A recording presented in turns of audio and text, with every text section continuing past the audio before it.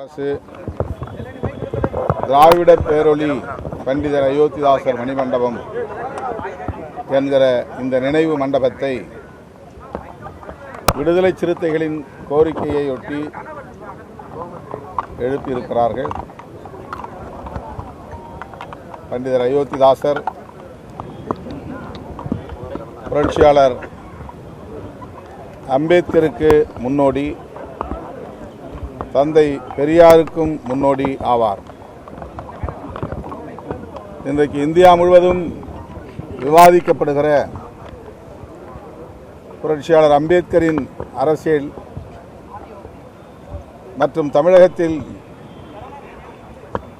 தமிழக அரசியலின் அடித்தளமாக விளங்குகிற பெரியார் அரசியல் ஆகியவற்றுக்கெல்லாம் முன்னோடி அரசியலை முன்வைத்தவர், முன்னெடுத்தவர் பண்டிதர் அயோத்திதாசர். கல்வி, வேலைவாய்ப்பு, அரசியல் உள்ளிட்ட அனைத்து தளங்களிலும் வாய்ப்பு மறுக்கப்பட்டவர்களுக்கு உரிய பிரதிநிதித்துவம் வழங்க வேண்டும் என்கிற குரலை ஓங்கி ஒலித்தவர். ஒரு பைசா தமிழன் என்கிற இதழை நடத்தியவர். திராவிட மகாஜன சபையை தோற்றுவித்தவர். தமிழ் பௌத்தம் என்கிற பௌத்தத்தின் மீள் உருவாக்கத்திற்கான கருத்துக்களை உருவாக்கியவர். அத்தகைய பெருமைக்குரிய மாமனிதர் பண்டிதர் அயோத்திதாசரின் பிறந்த நாளில் அவருக்கு எமது செம்மாந்த வீர வணக்கத்தை செலுத்துகிறோம். சார், அமைச்சரவையில் இடம்பெற வேண்டும் என்று ஆதவர்ஜுனா அப்புறம் விஜய் விரும்புவதாக இப்போ சட்டமன்ற செய்தியாளர் சந்திச்சாங்க. அதாவது நீங்க இடம்பெற வேண்டும் அப்படின்னு அழைப்பு கொடுத்திருக்காங்க உங்களுக்கு. அவருடைய அழைப்புக்கு நான் நன்றி சொல்ல கடமைப்பட்டிருக்கிறேன். எங்கள் கட்சியின் உயர்நிலை குழு 8ஆம் தேதி மாலை 6 மணிக்கு கூடியது. ஆன்லைன் கூட்டமாக அது நடைபெற்றது. இணைய வழியில் 9 மணி அளவில் அது நிறைவு பெற்றது. அந்த கூட்டத்தில் கலந்து கொண்ட பெரும்பாலானவர்கள் அமைச்சரவையிலும் இடம்பெற வேண்டும் என்கிற கருத்தை முன்மொழிந்தது அனைவருக்கும் அறிந்த உண்மை, அனைவரும் அறிந்த ஒன்று. ஆனாலும் நிறைவாக தலைவர் எடுக்கிற முடிவுக்கு கட்டுப்படுகிறோம் என்ற உறுதியை தந்தார்கள். அதன் அடிப்படையில் 9ஆம் தேதி பொதுச் செயலாளர்கள் 2 பேரோடும் கலந்து பேசி ஆட்சி அமைப்பதற்காக மட்டுமே நம்முடைய ஆதரவை நல்குவது என்கிற நிபந்தனையற்ற ஆதரவை நாங்கள் நல்கினோம். பதவியேற்புக்கு பிறகு வேளச்சேரிக்கு வருகை தந்த திரு விஜய் அவர்கள் தம்முடைய விருப்பத்தை வெளிப்படுத்தினார். அதை இப்போது மீண்டும் வெளிப்படையாக ஆதவ் அர்ஜுனா அவர்கள் வழிமொழிந்திருக்கிறார்.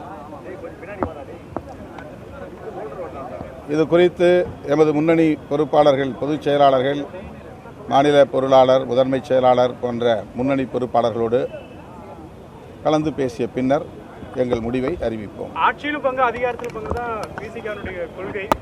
அப்படி இருக்கும்போது யோசிக்க வேண்டிய காரணம் என்ன சார்? தவேகா கூட்டணியில் இணைந்து நாங்கள் தேர்தலை சந்திக்கவில்லை. நாங்கள் இன்னொரு கூட்டணியில், திமுக கூட்டணியில் இடம்பெற்றிருந்தோம். அந்த கூட்டணியில் 2 இடங்களில் நாங்கள் வெற்றி பெற்றோம். தவேகா ஆட்சி அமைப்பதற்கு 2 இடங்கள் மட்டுமே தேவை என்கிற நிலையில் எங்கள் ஆதரவை நாங்கள் நல்கினோம். தற்போது வெளிப்படையாகவே தவேகா தரப்பிலிருந்து விடுதலை சிறுத்தைகள், இந்திய யூனியன் முஸ்லீம் லீக் ஆகிய 2 கட்சிகளுமே அமைச்சரவையில் இடம்பெற வேண்டும் என்கிற விருப்பத்தை வெளிப்படுத்தியிருக்கிறார்கள். ஆகவே அவருடைய அழைப்பை நாங்கள் மதிக்கிறோம், நன்றி சொல்ல கடமைப்பட்டிருக்கிறோம். என்றாலும் இதற்காக மீண்டும் உயர்நிலைக் குழுவை கூட்ட வேண்டிய தேவையில்லை. பொதுச் செயலாளர்கள் 2 பேர், பொருளாளர், முதன்மை செயலாளர் ஆகிய முன்னணி பொறுப்பாளர்களோடு இந்த அழைப்பு குறித்து நாங்கள் கலந்து பேசி முடிவை அறிவிப்போம். சார், என்ன மாதிரியான முடிவுகளை தொண்டர்களும் நிர்வாகிகளும் எதிர்பார்க்கலாம் சார்? ஏன்னா பெரும்பான்மை அமைப்பதற்கான அப்போதிலிருந்தே தாவேக்கா அவங்களுடைய நிலைப்பாட்டில் கரெக்டாக இருக்காங்க. குறிப்பாக ஆட்சியிலையும் உங்களுக்கு பங்கு தரதா அந்த அப்போ பேச்சுவார்த்தையிலுமே சொல்லிட்டு இருந்தாங்க. இப்போ வெளிப்படையாகவும் இருக்கு. இதில் கட்சியினுடைய தலைவராக திருமாவளவனுடைய நிலைப்பாடு எப்படி இருக்கும்? மக்கள் என்ன எதிர்பார்க்கலாம்? இல்லைன்னா ஒரு எல்லோருக்குமான தலைவர் அம்பேத்கர் என்கிற நூல் வெளியீட்டு விழாவிலேயே திரு விஜய் அவர்கள் வெளிப்படையாக விடுதலை சிறுத்தைகளுக்கு அழைப்பு விடுத்தார். திருமாவளவன் அவர்கள் எங்கே இருந்தாலும் அவருடைய உள்ளம் இங்கேதான் இருக்கும் என்று அந்த கூட்டத்தில் வெளிப்படையாக அறிவித்தார். அது எங்களை அழைப்பதற்கு உரிய ஒரு செய்தியாகத்தான் புரிந்து கொண்டோம். ஆனால் எங்களால் தாவேகா கூட்டணியில் இடம்பெறும் சூழல் உருவாகவில்லை. நாங்கள் தொடர்ந்து திராவிட முன்னேற்றக் கழகத்தின் தலைமையிலான கூட்டணியில் தான் பயணித்தோம். ஆகவே அதை ஒரு நிபந்தனையாக நாங்கள் தருகிற ஆதரவை ஒரு நிபந்தனை ஆதரவாக தருவதில் எங்களுக்கு உடன்பாடு இல்லை. 2 இடங்களை பெற்றிருக்கிற நிலையில் எங்களுக்கு அமைச்சரவையில் இடம் தர வேண்டும், அப்படி என்றால் தான் நாங்கள் ஆதரவை நல்குவோம் என்றெல்லாம் நாங்கள் நிபந்தனை விதிக்கவில்லை. நிபந்தனையற்ற முறையில் எங்கள் ஆதரவை நாங்கள் நல்கிவிட்டோம். இப்போது விடுதலை சிறுத்தைகளும் அமைச்சரவையில் இடம்பெற வேண்டும் என்று வெளிப்படையான ஒரு அழைப்பு வந்திருக்கிற நிலையில் நாங்கள் கலந்து பேசுவது தவிர்க்க முடியாததாக இருக்கிறது. முன்னணி பொறுப்பாளர்களோடு கலந்து பேசுவோம்.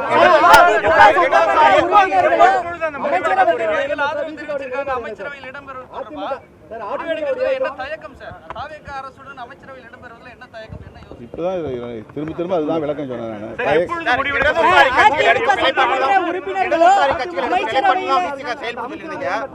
இடதுசாரி கட்சிகள் அமைச்சர் பங்கேற்க தெளிவா சொல்லிட்டாங்க. நீங்க மறுபடியும் ஆலோசிக்கிறீங்க, அதனால உங்களுக்கு முரண்பாடு வராதா?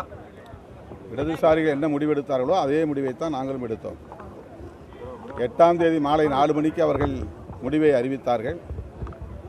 அப்போதே நாங்களும் அறிவிக்க வேண்டும் என்று பலரும் எதிர்பார்த்தார்கள். அந்த எதிர்பார்ப்பு நிகழவில்லை என்பதனால் கடுமையாக விமர்சித்தார்கள். எங்களுக்கும் கட்சி இருக்கிறது, கட்சியில் கட்டமைப்பு இருக்கிறது, ஒரு நடைமுறை விதிகள் இருக்கின்றன. ஆகவே நாங்கள் இடதுசாரிகளிடமே சொன்னது என்னவென்றால், உங்கள் முடிவை ஒட்டி எங்கள் முடிவு இருக்கும், உயர்நிலைக் குழுவில் நாங்கள் கலந்து பேசிய பிறகு அறிவிப்போம் என்று சொல்லியிருந்தோம்.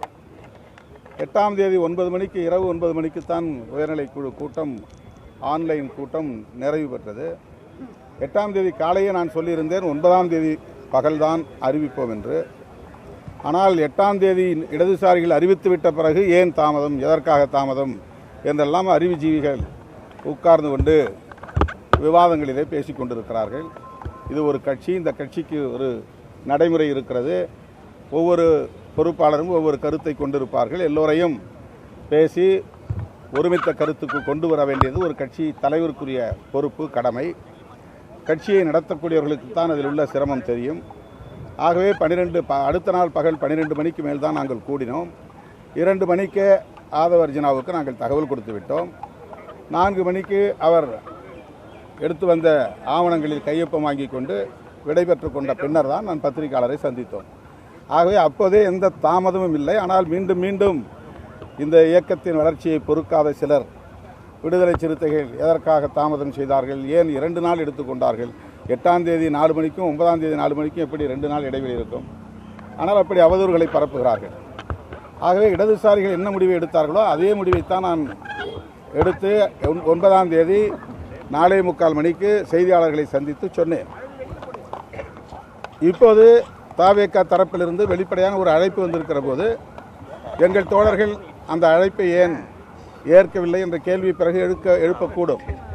ஆகவே முன்னணி பொறுப்பாளர்களோடு கலந்து பேசிய பிறகு அறிவிப்போம்.